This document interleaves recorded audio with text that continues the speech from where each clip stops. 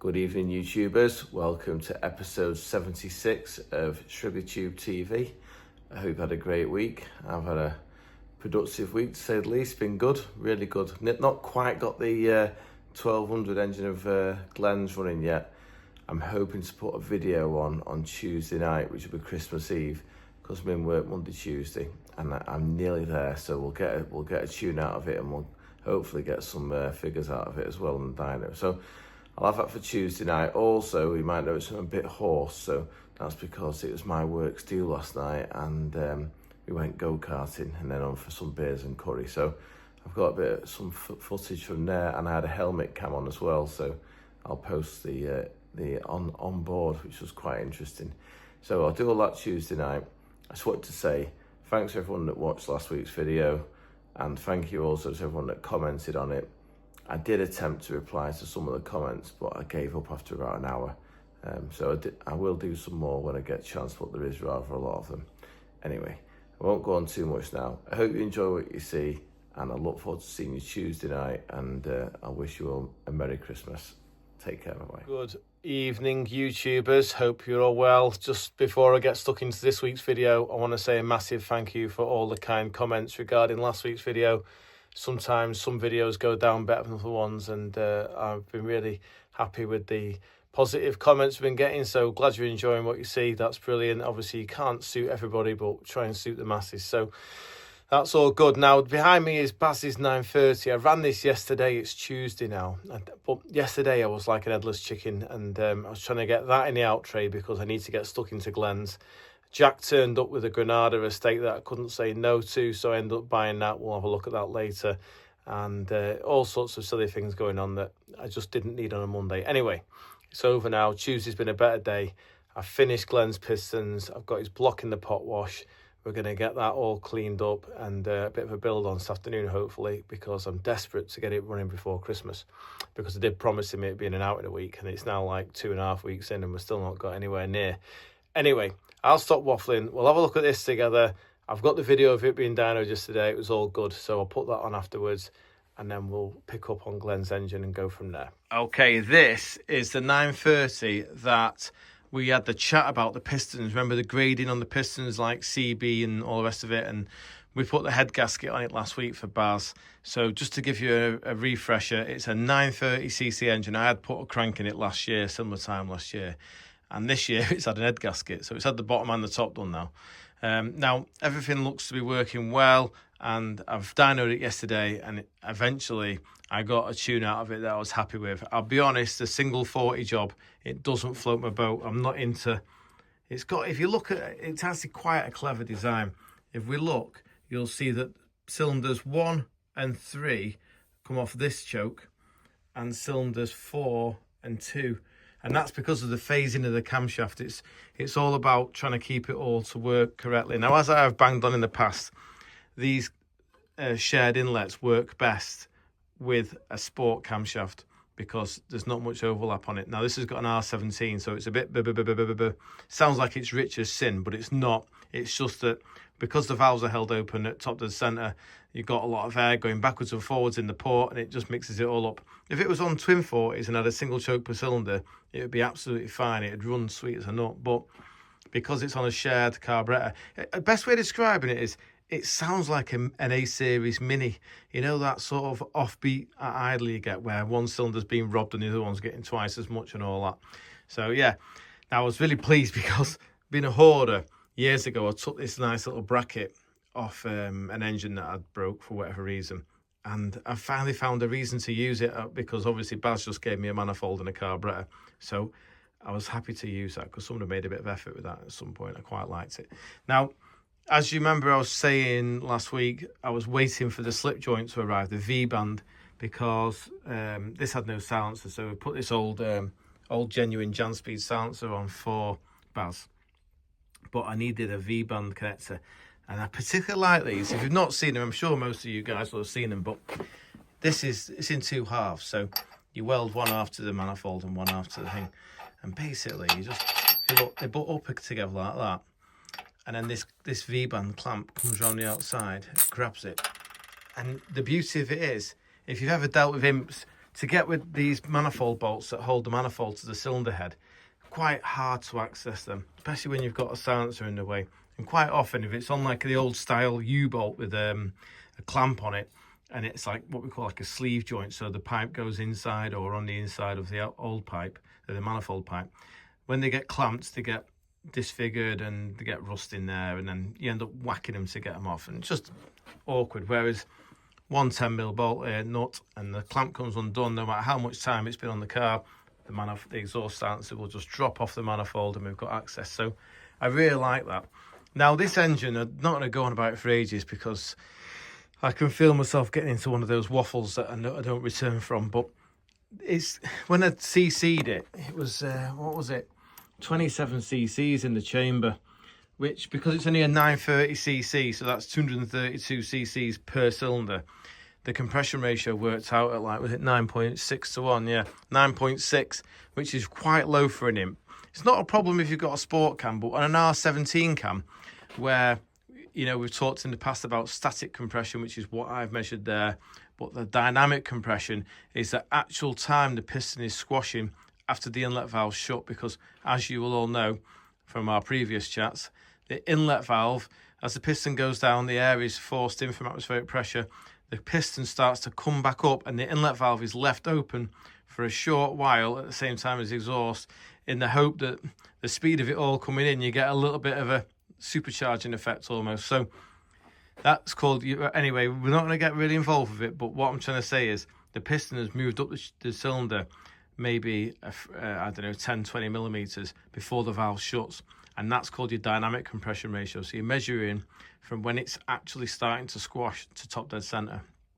And that is what I'm saying is a problem with this engine. Because it's got the R17 cam, the valve shuts later than in the sport cam. So it's squashing for a shorter time. So it'll have a very low dynamic compression ratio. And what happened was I was on the dyno and I was running it. And I put what I thought was a modest amount of advancing. I put 35 degrees total in. It was starting with about, I think it had about 10 and it was finishing at 35. So let's say it had a 25 degree swing from 10 degrees to 35. And I thought that should be enough to make it do some power. And it was just flat as a pancake. I was like, what's going on? And I could see primary pipes were glowing red, and what that basically means is, if you can imagine, if every bang we've got a certain amount of energy and we want the energy to push the piston down, but because the burn speed inside the chamber is dictated by a lot of things, but one of the most important things is the compression ratios. The amount of times you squash the air and the fuel, it dictates how volatile it is. Hence, when you go too high compression, they detonate because they go off without even needing a spark. But on a low compression engine like this, the burn was so slow that I'm having to start the burn really early. So this is running 46 degrees of total advance now to make it do any power. It will run with 50, but I couldn't bear to send it out with 50. It just goes against everything that I believe. Anyway, yeah, so to compensate for its low dynamic compression ratio, we've had to put a load of advance in to get any power out of it. And what I was trying to say before I diverted was, because the burn so slow, it was still burning as it came out of the exhaust, hence why the pipes were glowing bright red. You know, all that energy was going into heating the exhaust pipes up rather than pushing the piston down. So it's got a lot of advance in it, but once we sorted the advance out and sorted the jets out in the carb, it actually ran quite well. And it did do, although I haven't worked it out yet, I will work it out. I think it did about 60 horsepower. So it'll be a nice little drive for him, and it's good as gold. It doesn't breathe smoke or anything like that, or drip oil, or it's got great oil pressure. So it'll be a nice little engine now. Anyway, I'll stop waffling at that, and we're going to get stuck into Glenn's engine, but we might have a quick look at my Granada first, just so you can see what I've been buying. Right, yesterday wasn't the best because my mate Jack, the Bangor lad, rocked up with this beauty and said, I'm going to weigh it in, or do you want it? And I was like, wow. Nige, what do you think? It's awesome, isn't it? It's a big old bruiser, classic. It's a Survivor, isn't it? It is. I think it's not actually a gear, it's a Scorpio. But look at the trim in it. It's superior. Is it superior, the Scorpio? Scorpio's the top of the range one. Absolutely spot on, it's got everything. It's got air conditioning. Yeah. It's got rust. It's got no sills. Automatic gearbox. Look at that. All the bits that are missing are actually in the boot, which is handy. You know, the bottom part of the trim. It's got this lovely old 2.9 V6 in it. The very last of the 2.9 V6 because it hasn't got the air mass meters on it. So it's the later EFI setup they put on them. Obviously all them bits that shroud there, that were on the boot, it's just been left stud. But I don't think it's that rotten that it's scrap. It just wants sills and floor edges. What do you reckon? It's, you know what attracted me? It just needs a bit of love. That tow bar, I can see myself towing you into a race meeting with this. I bet the wife will absolutely hate it as well, which would be a major plus point for buying it. Listen to this. All I've done is put a battery on it.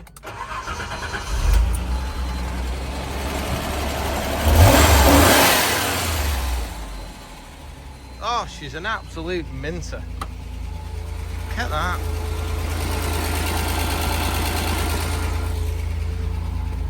No tapping.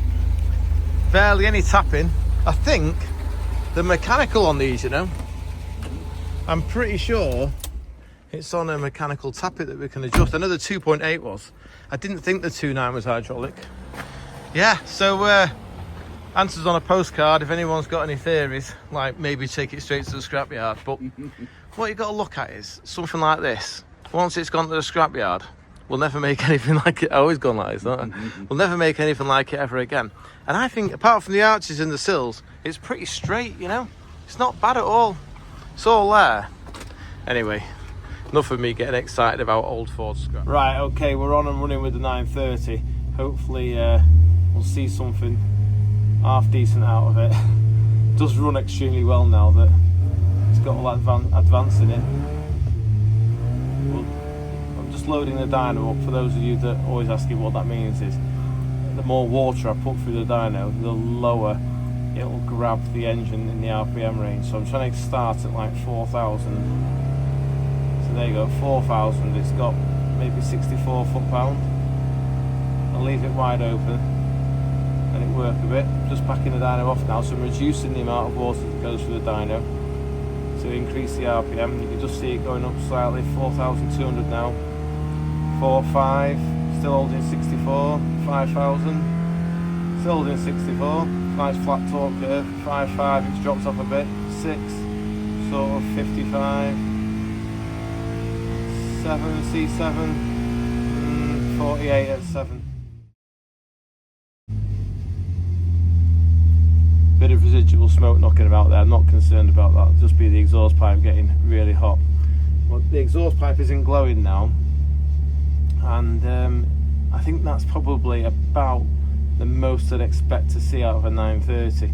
As we discussed before, it's got loads of ignition advancing, which is something I hate. It means it's got bad burn basically, but you can compensate to a point by having lots of ignition advance. So it's just how it is. I'll tell Baz all about it when I see him, and no doubt he'll watch this program anyway and understand what I'm saying. But you know, it is what it is. It's where it is, and it works and it functions, and it should be quite nippy. So we'll leave it at that for now and get on with some other work.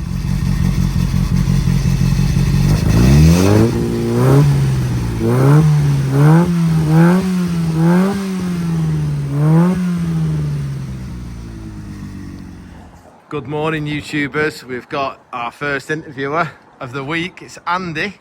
Good morning. Thanks for talking on Shrigleytube. I believe you watched me at 7 o'clock this morning. Sorry? You watched me at 7 o'clock this Oh, morning. I did, yeah. I got up, do my housework, and then literally put a bit of Shrigley on in the first thing on Good my morning. lad, good lad. Now, Andy's had loads of classic cars, imps, all sorts, and he's a bit of a collector. He goes through different phases, don't you? He had turbocharging phase, everything got turbocharged. Then he went into the supercharging phase, and now he's into the quantum phase. So what's this, mate? It's a kit car. 2+2 kit car based on a XR2, but this one's got the XR2i engine in. Oh, the EFI CVH. EFI CVH. I remember these in the 90 and 91 spec Escorts and that. So it's quite nicely finished, isn't it? The kit car boys tend to spend the money on the cars, don't they? Oh, it's got the XR2 dash. It has. That's lovely, that, mate. Put the bonnet for us, please. Sure. Bet it goes quite well, actually, but it weighs nothing, doesn't it? Because it weighs nothing. That's the thing. I bet it's good on juice as well, isn't it? Yeah, not too bad. Oh, look at that. Not pulling the weight, is it? It's like got a space frame, isn't it? Oh yeah, it's quite aerodynamic as well, isn't it? Everybody keeps confusing it with an MX-5. Oh, it's got the early idle valve. Yeah. I used to love these. Used to gum up inside. Yeah, that's Never what got I've hot. been doing. Like I say, it was stood about 5 years in a garage in Harlequin, Wales. Right. And literally...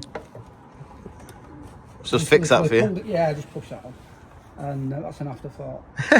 Took all the injectors out and soniced them, cleaned them and what. Yeah. And, it just wouldn't run on number 3 for some reason. Oh, right. And number 3 was completely blocked. The injector? Yeah, the hat in the top? That's the one. Yeah, I've seen that before, yeah. So, Has it got blue ones on it? green. Yeah, no blue injectors. Green. Blue them. Ah, the blue, yeah. Standard them. And He's put the grey ones in from a Volvo 2.3 turbo. He's put them in all the Fiesta RS turbos, and you could run like 12 psi boost on the standard ECU, 5-bar pressure reg in it, and they went like stink. I loved them. I had to put a pressure reg on it as that burst. Oh yeah, see that. That's the same as what I had a FSE. Yeah, when one guy said to me, because like I'm used to carbs and stuff, he said, just get it ticking over and pull that off. He said, anything comes out of it, it's knackered basically. Yeah, fuel. Like, pulled it off and it just went Yeah. squirting over the bonnet. Like. I've had it where the engines are hydraulic because if Yeah, the diaphragm it's goes in so there, fuel, I had that on the Cosworth once, That's what it was doing. It was coming in through this pipe here, just literally running really rich, really bad. Yeah, we're chucking First it thing in the in. morning, beautiful. Yeah. You got a bit of warmth in it. You better warm if it was too much fuel. But it's lovely that, Andy. It's got a tow bar as well. Yeah, he used to tow a little boat to the course there, a little fishing boat, and that's what he would do. He'd tow it with this. Now, what I'm keen to know, mate, is the CVHs had a little rasp when you revved them. Somebody do the twin box system. Give us a little blip, mate. Has it got the blip? Has it got the little rasp, the XR2 bark? Gary, you know your mate Gary with the XR2? We had that on here. Oh, yeah. That's got the right rasp. Oh, beautiful, mate. I love it. It runs a treat, doesn't it? The old hydraulic tappet's having a little kiss away there. Lovely that. Well, thanks for showing us around, Andy. And I'll see you at Sunday at 7. Good morning, YouTubers. Very exciting day for me today. We're on with building Glenn's engine. I got all this clean yesterday, so I've just been doing a bit of a reassembly. I've given it a bit of a glaze bust because obviously we're going to be running new pistons and rods in it. It all turns very, very nicely. I was just doing a bit of reminiscing because I did all this work for another chap called Rudolph, but that was back in 2014 when I first got involved with this 5-bearing engine. So we put it on these extra spacers so it's all bridged, and it does look a bit overkill, but to be fair, the engine's had a right good punishing over the years, and it's come back for more. So I'm quite happy with that. That's the original Ian Carter crankshaft. I think it said on it, it's an Ian Carter steel crank, Carter engines 691, and it was made by Laystyle, I believe, the crankshaft. Anyway, what I was going to talk about was, we talked about the rear oil seal conversion for an imp. Obviously this would have ran with a scroll seal originally, and then since in recent times I still got this bolted to the miller from Saturday. This is Mark's engine, which I'm trying to get done for Christmas for him. This is the Maynard rear oil seal, where it uses a tiny little modified lip seal, very nice little seal that, and it just fits inside the rear housing and it just clamps on a diameter. That's how I do them anyway. But before all that happened, my mate Stuart down at Rodwell Motorsport, he's a proper engineer. He's like a reincarnation of Ian Carter. He designed this. So he machines all the back of the block out, and then you see these 5 holes here. You bolt this in, and this is before Maynard got the clever rear seals made that were small. So that goes in there like that, and then a full-size rear main oil seal goes in. These work quite well, these, and obviously it's all quite posh. Being Stuart, he machined it all, so he didn't need to glue it. It's all got an O-ring on it, and proper nice job. Anyway, well, we're gonna get the rear main on, and then I'm gonna put a piston and rod in, get a piston height. We're going to have to top the pistons because obviously they're going to pop out top of the block. We've skimmed the block now. So hopefully we'll get a piston height and then we'll get the head on, and we need to work out if we've got, first thing is to find out if we've got enough valve drop at top dead center so we know the valves won't interfere with the pistons, and then we need to look at compression ratio, and then we can get building. YouTubers, we've got no less than Dan the man in the workshop, and he's doing some special race engine work. Now, I'm only making this interview of you, Danny, because we've got a friend called Philip who watches every Sunday night, and me, Phil and Dan all used to work together at Bob's, and he said what did he say to you? Loves watching a Sunday night video. No, he said he's going to try and interview you or something, didn't he? He said Jonesy would 100%, as soon as you go there, we'll be putting you on YouTube. Right, Dan. Dan turned up the other week. He's a gardener, aren't you, Dan, now? Landscaper. So you did your high qualified apprenticeship building gas engines with Bob Jones, and now you're well, he's got his own business. He's a very hard worker, Dan. But he's got, what's this called, an excavator or something? Rotivating machine. A rotivator, and he brought it to me and said it don't run, it ain't got any compression, and he ran it out of oil and it had burst the rod. So I polished the crank for him, and it's got a bit more polishing to be done, but I said, look, the crank will go again. I've had a mite round it, it's all right.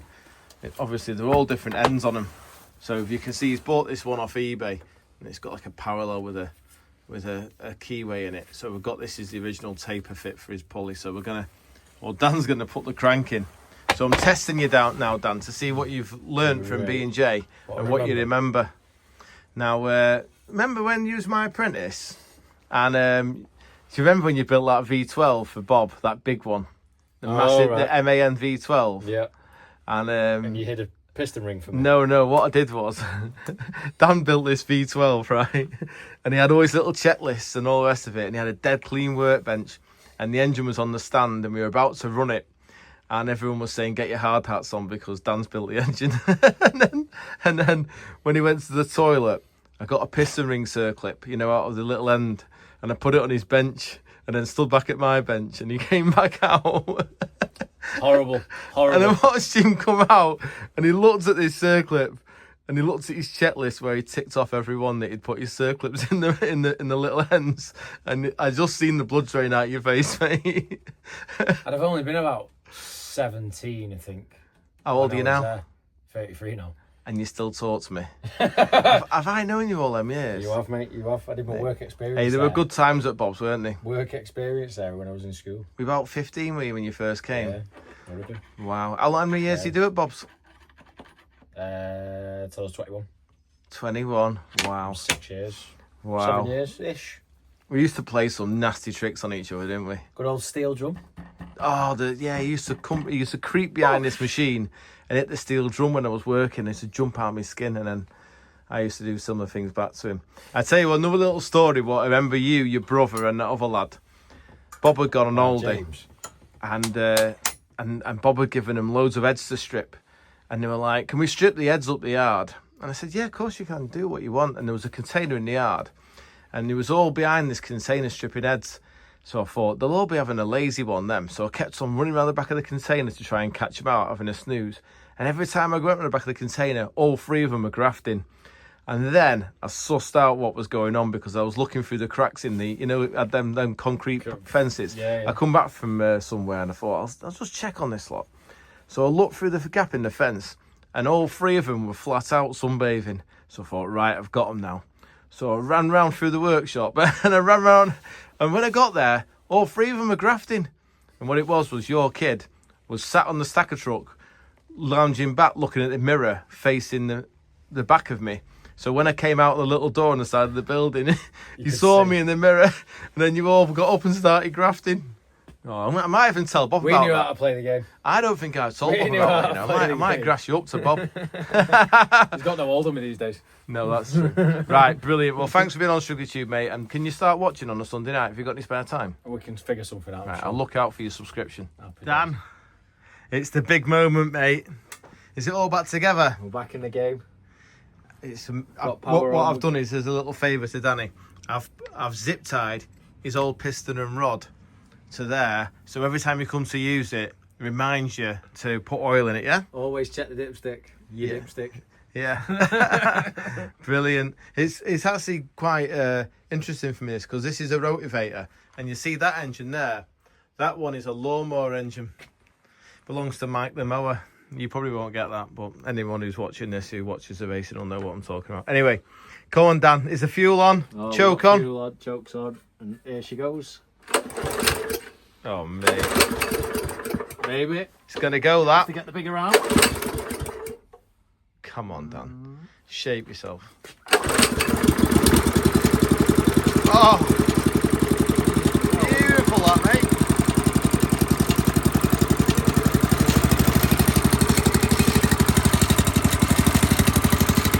Knock it off, kid.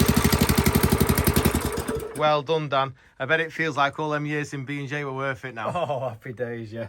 Excellent. Well done, mate. Good morning, YouTubers. Somehow it's Thursday morning. I have no idea how, but the engine is starting to take a bit of shape. Yesterday, I got all the pistons finished and I got them in the block as a bit of a dry build, and I've plunked the head on. I've been doing a bit of valve drop measuring, which we'll look at in a second. I blasted the head because it was a bit sort of old looking, you know, so I've done that. I blasted Mark's engine and I blasted a gearbox casing for James that he's building, so got a bit done yesterday. It wasn't a bad day, but I just didn't get as far as I wanted to with my engine. Now, what you'll see here is I put the head bolts in without any washers on because I wanted to ascertain there was enough thread in the block so they didn't bottom out.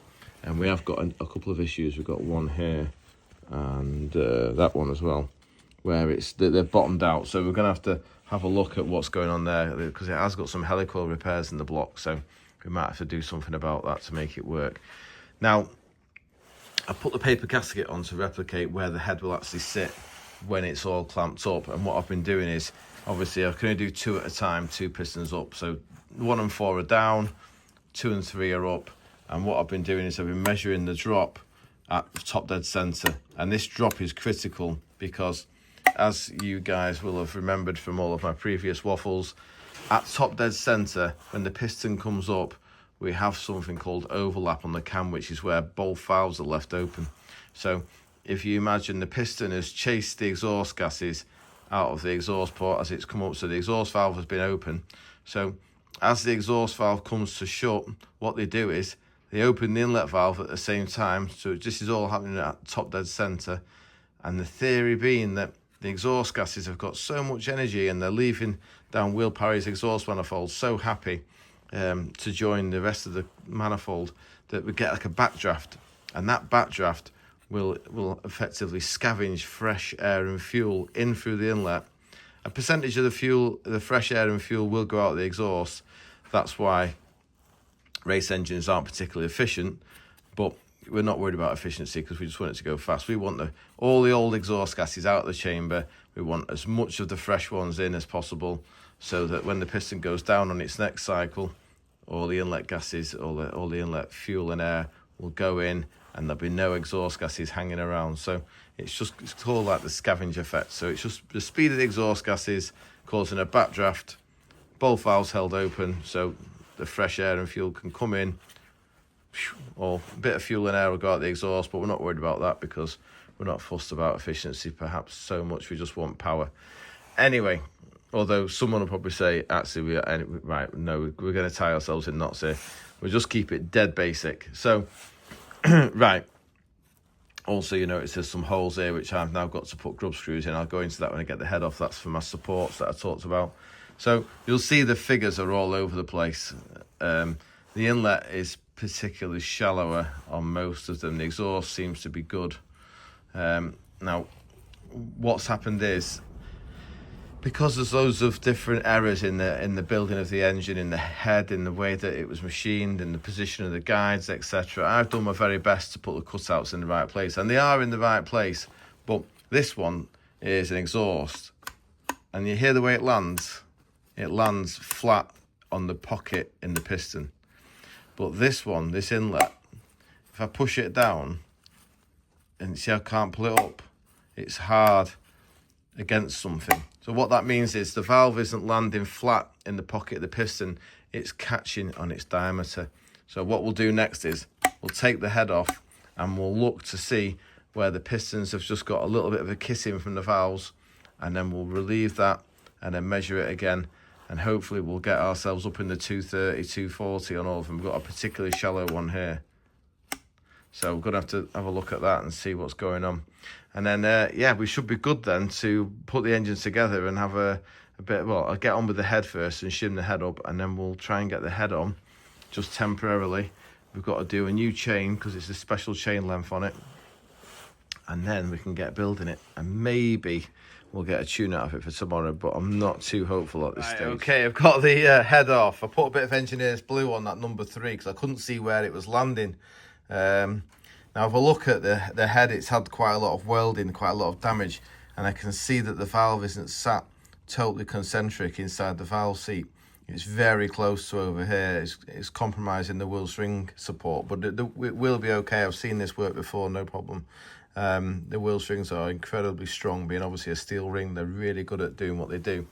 So I've just been looking at the piston, and I can see now where it was catching. You see that little bit of blue on the end there, and we've got another one catching over here. So what I'm going to do now is I'm going to relieve this as much as I dare without obviously making it too thin. And I may lose 10 or 15 thou for diameter of the valve depending on where the seat is, because obviously I don't want to remove material from the piston because it's the valve that's at fault. And yeah, I just got to use my brain. I'm out of a cup of tea and think about this for a minute before we go and make a harsh decision. So yeah, it's going to be good, but it's we just got a few little things to think about to make sure we get it right, because like I say, if it's making contact, we could have a potential issue with the valve head falling off eventually. So we've got to make sure we've got the clearance there one way or the other. Right, some good news. I've just fettled the valve and fettled the pocket ever so slightly, and it's allowed the valve to go down now and hit the base of the flat area in the valve pocket, and we've got the 247 on the inlet there. So yeah, I'm just going to keep fettling until I get my numbers all correct, and then we'll start building the head, and I think this is going to be a goer. I had a report that Bergerac has got an old piece of cheese in his workshop. Just my mate said something old drove past, he reckon it'll interest me. So I've walked up here to see what it is. Now, I reckon he'd be sat down smoking when we walk in. That's his normal thing. Oh, it's a Lancia. Oh my God, did you hear me coming? You're a bit of a sleuth, aren't you? Didn't hear you coming. Mate, I know what Lee just said to the top of the yard. He went, Bergerac's got some old piece of cheese in there. He said, It's not very nice, is it? Mate, is it a Lancia Fulvia? Yeah. Flipping heck. Do you know about these? Yeah, they've got like, is it a V4? Yeah. Wow. And it's front wheel drive with the transaxle in it. Look at this. Canted over. You'll like that even more, won't you? Yeah, low centre of gravity. Oh, look at that. Look at that single cylinder. Oh, is it like a VR6 where it's a narrow angle? Very, very narrow angle, yeah. Do you know what the angle is? No, not off the top of my head. But yeah, very clever. Look at that, Solexes. Yeah, twin Solexes. It's almost motorbike-like, isn't it, with them flanges? Them rubber mount flange. Yeah. Oh, mate, I love Very it. clever little thing. Can we rebuild it? You should. Have you seen inside one of these? Have a look. They're very, very interesting. I'll Google it The tonight. design of them is very odd, but they're very clever. Like they've got the thermostat is there, Yeah. and it's threaded on. So all you do is take the top hose off, and it just winds out. Dead easy. No messing around. There's no rot on this, is there? It's for Lancia. Is it brand new? It's not very nice. Is it been in the Sahara? No, it was originally sold up in Carnforth. Let me have a look at the... Sorry, go on. It came from, I think, Charlie Oates up in Carnforth, who was a Lotus dealer and a Lancia agent as well. Right. But yeah, but miles ahead of the time. I mean, these came out in the mid-60s. 5-speed box, discs all round. Discs all round? 90 odd brake horsepower out of the 1300s. 90 horse? You know, you compare that to our efforts with the Mini Cooper. Yeah. You know, when I lived in Jersey, my next door neighbour on Rue de Trodes, he had one of these. Yeah. Yeah. I said you won't use it on the hill, but he loved it. It was like a Sunday car. Yeah, they're really nice little things. They ride really nicely. Are they expensive? 15, 20 grand at the moment, I guess, something like that. But Look at that dashboard. yeah, That's beautiful. yeah, it's lovely. Even smells so much good. glass as well. I mean, Bit of a back seat in it. visibility is amazing. Oh yeah, look at that. Imagine you were sat here. You have no problem there seeing where you're going. I wouldn't like to roll over in it. The pillars don't look too strong. I used to race against one of these actually. Yeah. Well, oh no, it wasn't one of these. Oh, was it? Yeah, it was one of these. I think it was anyway. What was it? When they were new, with the import duty over here, they were more expensive than an E-Type. Really? Yeah. Look at little fan there. Yeah. Yeah, 'cause it's like an Audi in that it's all in front of the centre line of the wheels, isn't it? Yeah. Yeah, no way. I didn't even know that the Italians made this. Like. Quite a nicely thought out thing, to be fair. Yeah. Bergerac, can I hear it? Of course you can, yeah. It's Excellent. warm as well. Is it? Just done had a bit of a leaky heater matrix. So Is that what you've been working on? What have you done? Put an egg in it? chewing gum. Two eggs. Oh, that's beautiful. Let me have a blip. Oh, it's got a lovely barb. Let's have a listen to the back of it. Go on, Berge. Oh. Proper revy little thing. Yeah, I love a lovely old car. Well, it's got not much revolving mass because the crankshaft's only about a foot long. So it'll be like, it'll have no space for any counterweights on it. It'll be like little thin webs like a Subaru. The engine internals is really clever. Have a look. I'll Google it tonight. Research, What are we up to here, Burge? Writing a bill out? Nothing, just getting ready to wave goodbye to this midget, so just giving it a final check out. Oh, don't you look at my tool. Oh, good gracious me. How do you operate at the level you operate with that? There's some boxes there.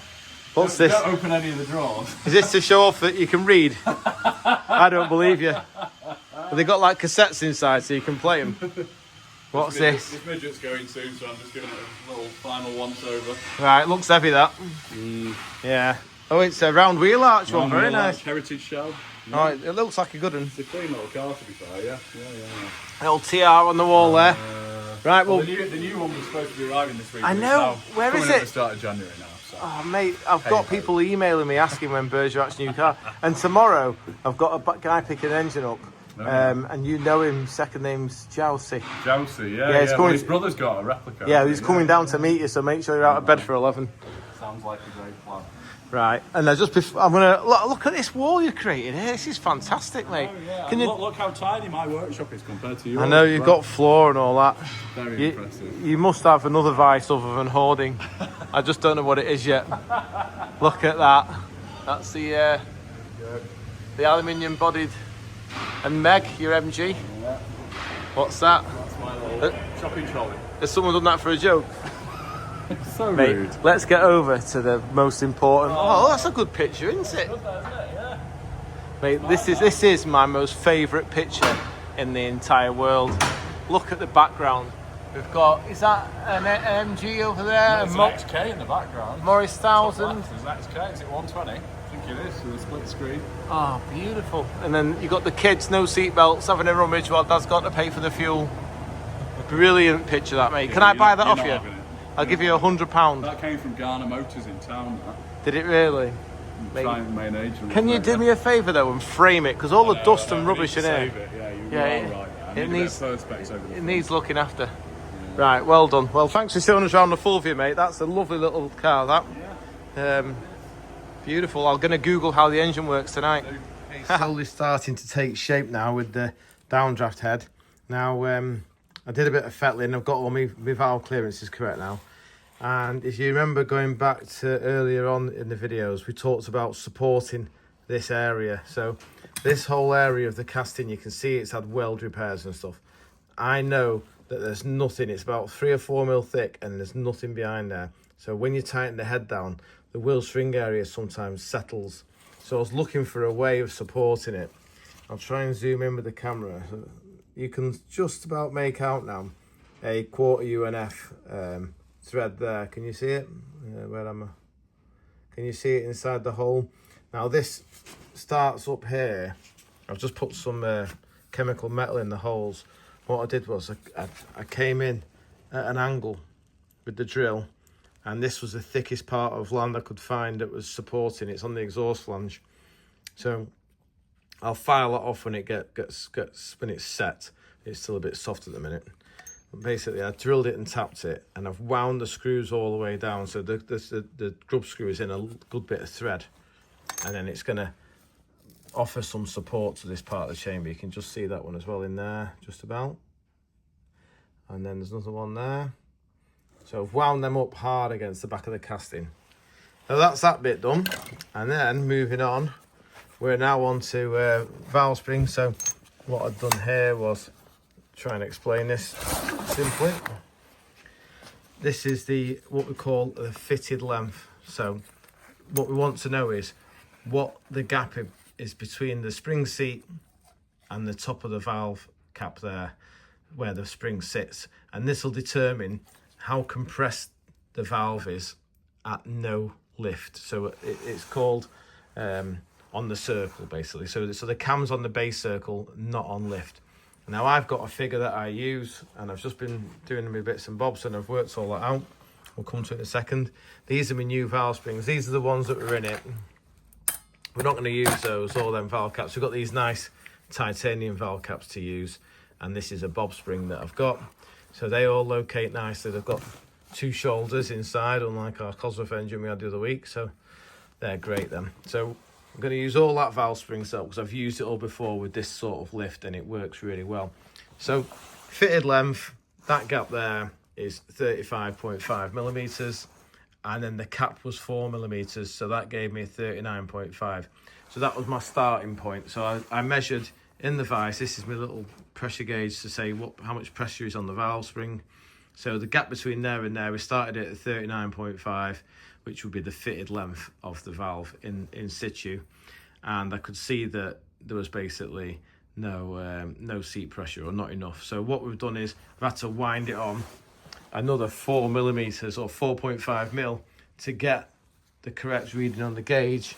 So I've got 50 psi at 35 mil, which means I've got to make a shim to go underneath the valve spring of 4.5 mil. So I'm going to basically decrease this by raising this up like that by 4.5 mil, and that'll give me the correct fitted length and the correct seat pressure at no lift.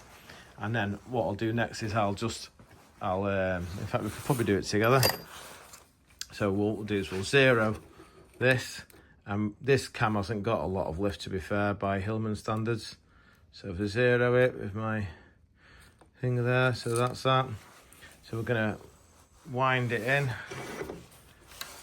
I reckon we need about 360 thou. Will be full lift. Let's just see what it's saying there. So that's 302. If I knew the pitch of the thread on the vise, I could accurately turn it the correct amount.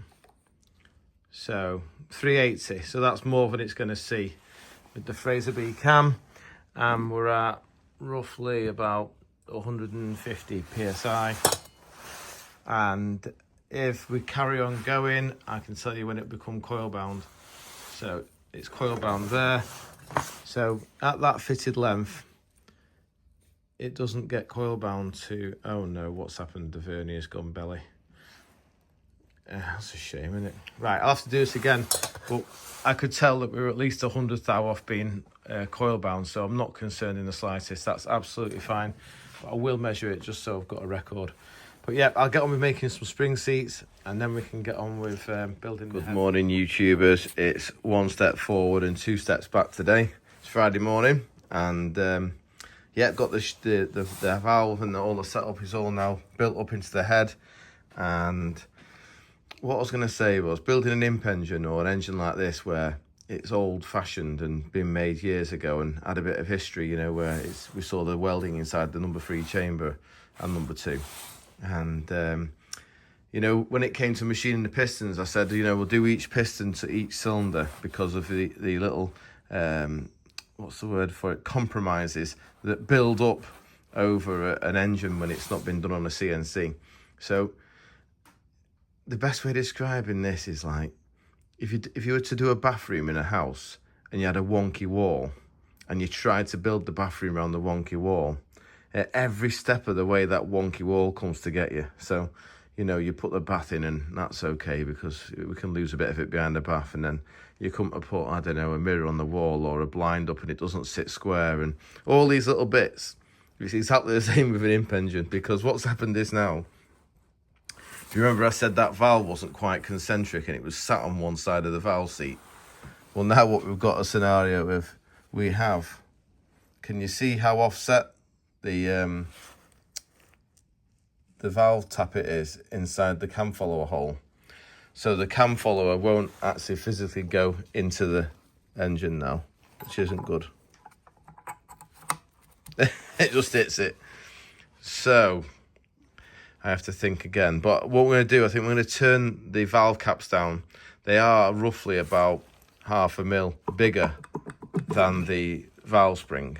So I can lose a little bit off the diameter here, and hopefully we'll have enough space then for the bucket to slip down. I'm not worried about the valve bucket catching the inside of the cap, purely because in theory they both go in the same direction up and down at the same speed, so it shouldn't cause an issue.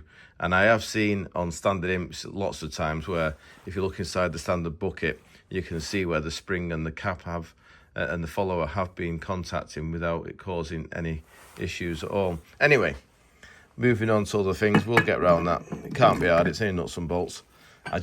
This is all Ian Carter's repair work. I say repair work, he would have made it. If Ian Carter had machined this from nothing, it would be absolutely thou perfect. I've experienced his work quite a lot. This is a repair. It's had a bad do, you know, it's had number 2 cylinder, number 3 cylinder. Give it a good whack at some point. But I mean, a lot of things from back in the day have had a good whack because they didn't have, they didn't have modern synthetic oil. They were trying to rev to 10,500 revs with like, like a castor-based oil. And then for big end bolts, they didn't have ARP. They had like cap heads. That was considered a good upgrade, a 3/8 UNF cap head bolt. But look at this, look at this. This is what I love about Ian Carter's work. He's written on the camshaft, Fraser B at TDC. So he's put, what's he put here? Let's start here. Number 1, set to 162 thou, open on number 1 inlet. Wonderful. They just love that. I mean, he's took the time to make that little instruction there. So I will make sure that I set that cam exactly as he has instructed, and we'll see how we get on with it. Now, talking about ARP bolts, Glenn, very honest character. He said to me, oh, I missed a gear. And I think he sent me the video as well. And he revved the engine, so I said, look, he'd buzzed it basically last year. Now, it hadn't appeared to have damaged anything, but what we will do is we'll put a new set of ARP bolts in. And I have just put the pistons and rods in. But these are the new bearings. These are the 20 thou unders. And they're actually from a Mini Cooper S, these. I love these ACL bearings. And what we'll do is we've got them, they're wider, so we have to machine them down. So I've got a little jig, so we'll do that together in a minute. And then we can get the bottom end put together. But first of all, I want to continue with the head and try and get it shimmed up today. That's my target. If I can finish today, because today's our works due, so we're going go-karting. So I'm really excited about fencing Bergerac. Right, we're outside in a lovely fresh day here. Bergerac's friends turned up, Miran. Now, you might remember Miran from the NEC. He had the V8 Lancia. Remember the transverse? What was it, a V8 Lancia? Thema Yeah. AT2. Well, he's the video you just seen like probably half an hour ago of the Lancia Fulvia. That belongs to Miran. It does. And Bergerac's been doing some work on it. He's put some eggs in the header tank or something for the replace the thermostat. But more interestingly, sorry, we're going to get to the point here now. Miran's turned up with his daughter Natalie, and Natalie has got this wonderful Mark II Golf driver, and she's going to show us around it. Natalie, how long have you had this? A year or so? A year? Yeah. Well, before that I had a Citroen 2CV. Right. A yellow Charleston Citroen 2CV. And I passed my driving test in that. Wow. And then... how old are you? Hold on to drive a car. I'm 19. 19? So. Wow. Oh, look at the dash. Oh, it smells good as well. It smells like an old car, but not damp or anything. But you know, the trim's mint. Have you cleaned all that? No, I put it like that. Your boy like this.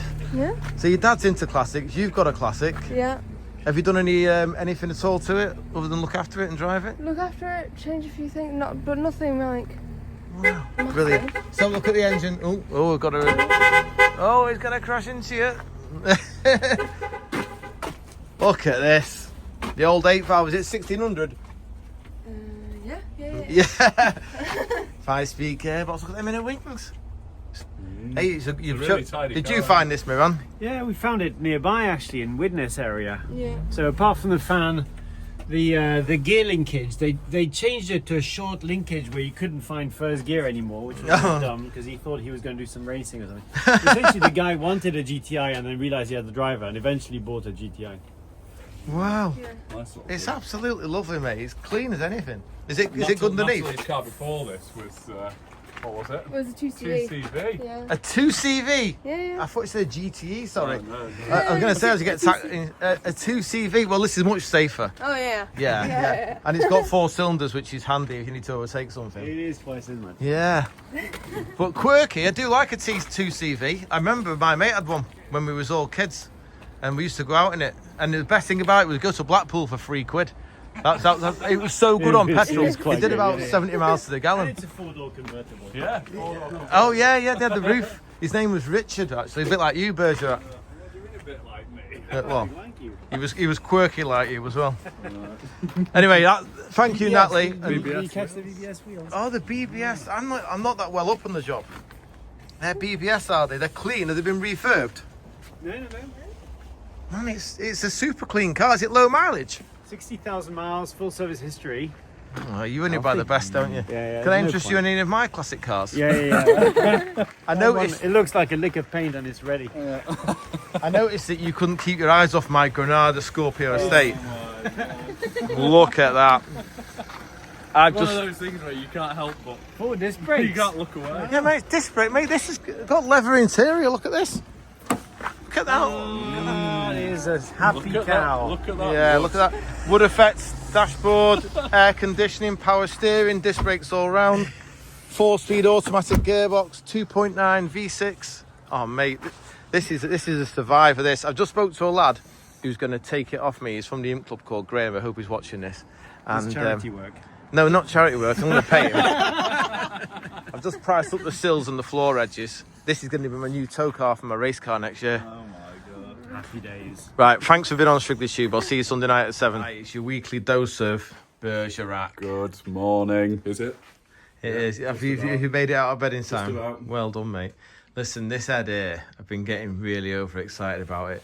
I've just been on the phone to a guy called Robin Human, and he's given me loads of history. And I've got a feeling these engines, that this is a very rare bottom end from 1965. In fact, it even says number 4, 1965, Roots Competition, it would have said there. Now, these were used in the Monte Carlo Rally and stuff. But this head's a downdraft head, and they've been separated for years. But I actually think this head has run on this before. Several reasons for that. It's got some funny lugs here, we discussed these earlier, that go right through to the underside of the cam carrier. And I was thinking, why would someone make such an effort to do that? And then I've just twigged. It's all just come together in my brain. I've done the shims just rough so that I can get a build on with the head, and then we'll reset the shims, by the way, when that. So we're all shimmed up now. But the inlet manifold, I'll tell you what I'll do. I'll lean the... Are you interested in any of this, Berger? You're just being it's polite. quite interesting, that. Oh, you are? Oh, that's good. I didn't want the viewers to fall asleep. Right. I've just twigged. I got the inlet manifold out of the box. And obviously, normally, these are horizontal. But you see these extra holes here that have been lugged and welded on? These are for IDA downdraft carbs. It's a different bolt pattern to DCOE. So that means at some point, the engine has leant over an angle. And that's why it's got those welding things there for the oil to drain out of the head, because obviously it didn't have valve guide oil seals like we discussed last week.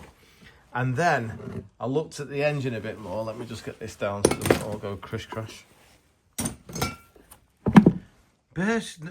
Sorry. I'm not distracted. I'm just trying to do some very important business Are here. you interested in what I'm talking about?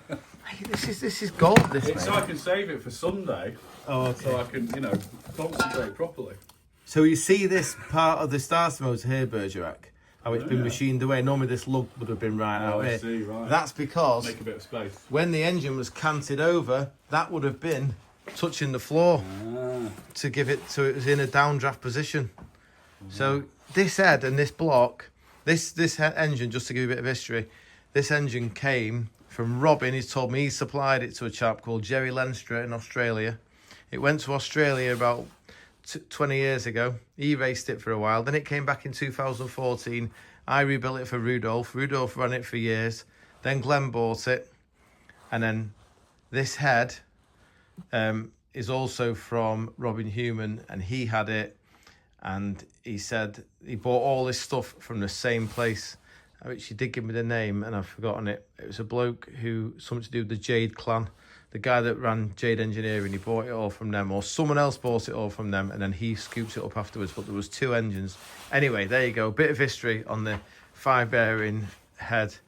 Well, it's a 5-bearing cam carrier. The deep angle head and the 5-bearing bottom end, which we will be getting together very shortly. Okay, it's time to put the head on the block and see if my CCing has worked out. Now, I've done a bit of fluid messing just to see how much CCs I could get into the piston and what I could get into the head, and I reckon we're going to be on for about 12.2 to 1. But I'm not prepared to take the risk on just from measuring it with the perspex and that, because you can change the amount of CCs in the head by the amount of grease you've got around the outside of the perspex. I should have videoed it in hindsight, but anyway, it's the best way of measuring the combustion chamber size is with the head on and the piston at top dead center going through the plug hole and filling the plug holes to the bottom thread, because that gives you an actual size. You get an actual idea of the wheel string, compressed fitness, etc. So what I'm going to do is put the head on, we're going to CC it and see where we're at. Right, I'm just about to put the head on the engine. I thought, oh, better do a bit quick chat about the wheel strings. So as you can see, I've plastered the outside of the wheel string in grey glue. Now I've done that just to protect the wheel string from the coolant. It isn't any form of sealing for the wheel string. So the wheel string is deformed when it gets pinched, when it gets squashed. So just to give you an idea, the wheel string is 90 thou thick. The groove in the head is 60 thou deep. So that leaves us with 40 thou of pinch. But we have a paper gasket that's 20 thou thick. So when the head comes down and hits the paper gasket, that means we've had 20 thou of crush. So on this top radius part of the wheel string, it will deform to the tune of 20 thou and create a little flat area that is able to seal on the top of the iron liner. And obviously they're in a radius, if there's a radius groove machined into the head, because the head is soft, it's aluminium, but the liner is steel, iron. So the idea being the wheel string is supported in this radius. So as you know, everything moves around, not massively, but when it's revving at 9,000 RPM, the liner's got a shimmy on, The liner is able to shimmy on the top of the wheel string without failing, because it's all hard, so it has no problem with it. Whereas, obviously, if it was a gasket, then you get a bit of fretting, and they don't like moving so much, Anyway, these wheel strings work an absolute treat. They're just good as gold, as long as everything is correct in the first place. So I'm going to bolt this head on now. We're going to CC it together. I'll let it set, and then tomorrow we'll take the head off. We'll put the paper gasket together properly with the timing gear on. What I also want to do is, when I put the head on, after I've CC'd it, I've got to sort the chain length out for the front of the engine, because obviously being a taller block and a deeper head, it'll require a special chain. So we'll get on with that and see. Okay, I've just bolted the head on. I've torqued him down just to 25 foot-pound, just to give the wheel string a bit of a squishing. It has clamps the paper gasket, but there's no glue on it, so it's all got to come apart again. Obviously it's got no timing cover either. We've got to do the chain length next, but I just thought we'd take this opportunity, because the chambers have had so much machining done over the years, and the piston cutouts and the pistons have obviously lots of compromises. So what we're going to do is we're going to CC each individual cylinder and write the figures down, and then when I take the head off, I'll have an opportunity to balance them out so that we've got even compressions throughout the entire engine, because as I always bang on about, the compression ratio dictates the burn speed and obviously the amount of power and all the rest of it, and we don't want say we've got one cylinder with more compression than the other, one will be happy with more advance, one happy with less. So the advance is fixed between the 4 cylinders. Same with the fueling. We're not going to start trimming each individual cylinder. So yeah, it's just better if we start off with them all at the same compression ratio. So I've measured this one, and it is 27.2 cc's in that chamber. And I've just measured this one, and quite alarmingly, it is, from what I can see, let me zoom in a little bit, get on the camera. It's 26.2, so it's a whole cc less, which is not good. Now, I did predict, and I think I predicted it from cylinder 1, that the compression ratio is going to be 12.2 to 1. So I've done a bit of a calculation here. The engine total capacity is 1212 cc. So we divide it by 4 to get one cylinder. So one cylinder is 303 cc's. So 303 cc's plus the 27.2, which is cylinder 1, equals that, divided by 27.2, which is what the cc's want to find out 1. So cylinder 1 is 12.13 to 1, so it wasn't a million miles out there. However, we just done cylinder 4, and that was 26.2. So it's 303 plus 26.2 equals that, divided by 26.2 equals 12.56. So we've got quite a difference there from 12.1 to 12.5 between that cylinder and that cylinder, which is not good.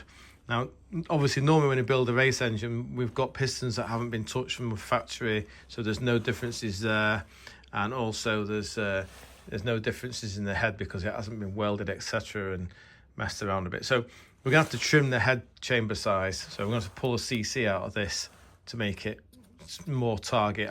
I don't want to run, I know in the past we've run like 14 to 1 and all the rest of it, but with this particular engine, because it's a new chamber design, etc., I'm not familiar with it, I want to start with like 12 and a bit, to find out how it behaves and how it likes its advance or where it wants its advance. And then when I've got to learn from that, when we do Dennis's engine, we may try and run it a bit higher, depending on how it reacts. I like them to run a good 30 degrees of advance. That's my favourite sort of burn speed. If they're doing max power with only like 18, 19 degrees, they're just too volatile. It just means it's all going off a bit sporadically. They do good power, but when it's in the customer's car and they get it a bit warm or they get some bad fuel or whatever, it can all go horribly wrong really, really quickly, as I have learnt to my detriment. Anyway, there you go. We're getting there. We're making progress. So I'll stop waffling. We'll do the other 2 cylinders. I'll document it all so I can adjust it when the head's off, and we'll get on with the chain length next. Okay, we're on with fitting the chain now. I've done the rest of the cc's in the different chambers. There's nothing too alarming, plus or minus half a cc, which I will fettle in the cylinder head rather than the piston, because then all the piston weights will go out. So anyway, I'll sort that out. Now, I've just been going through my box of chains, and I've actually found a chain that I thought I'd never need. The largest I've ever used beforehand is an 88 link, and now I did get some oversized ones made just in case, and this one, it needs a 92, because not only is this distance different, taller, also the block is about 5/8 of an inch taller as well, so it needs a super long chain to make it all work. Now, what I've noticed is I can make this work with this 92 link chain, but ideally it wants a 91 link, because I can move it round. I'll just grab it correctly. Now the pulley falling off. So that would be a 91 link, would be the most ideal. Not quite as much slop in it, but that would require what we call a half link, because it's only the even numbers that give you a full link. If you can imagine, it's 2 at a time. So I'd have to put a half link in the chain or get one made with a half link. But I had a bad experience with Mr. Simon Knight's half link years ago where it failed. I've never seen anything like it. It just tore it in 2, and it bent, it broke the crank cam and everything. So I won't use half links. So what I'm going to do is I'm going to make it work with a full chain like this with a 92. So we're going to have to, we've got a brand new tensioner out, one of the 930 engines. I'm going to fit that, and going to make a little spacer to get it under the correct pre-tension, and we'll also make a stop for it so that if the engine runs backwards, it can't pull round and let the valves kiss it. If you can imagine, you've got the tight side of the chain, because obviously it's always been pulled in this direction, so this is called your tight side. This is your tension side. Well, if the engine goes backwards, say you spin off into the gravel and it's still in a forwards gear and you go backwards, all of a sudden the engine is going this way around and it pulls the chain tensioner back and drives the camshaft the wrong way around. But there's that much slop in it, it can mean the valves can hit the pistons because it's going the wrong way. So what we do is we put like a stop on the top of the chain tensioner so that it can't physically push the chain that way. So going forwards it'll be like that, and going backwards it have a slight bit in it, but not much. So I'll do all that and then I'll report back when something interesting happens. Congratulations, YouTubers, you have made it to the end of this episode. I hope you enjoyed what you've seen. Sorry we didn't get the 1200 running. I will have it on for Tuesday night and get a tune out of it. So we'll do an upload on Tuesday at 7, all about a bit of a Christmas review, we'll call it. We'll have the 1200 running, and also I'll get the onboard footage from the go-karting that we went to last night. That was quite good. That it's a bit like a banger race more than a karting event, but you'll see that then hopefully. So anyway, thanks again for tuning in. Really appreciate you coming back to watch more of what we get up to, and I look forward to seeing you on Tuesday at 7. Have a great week. Bye for now.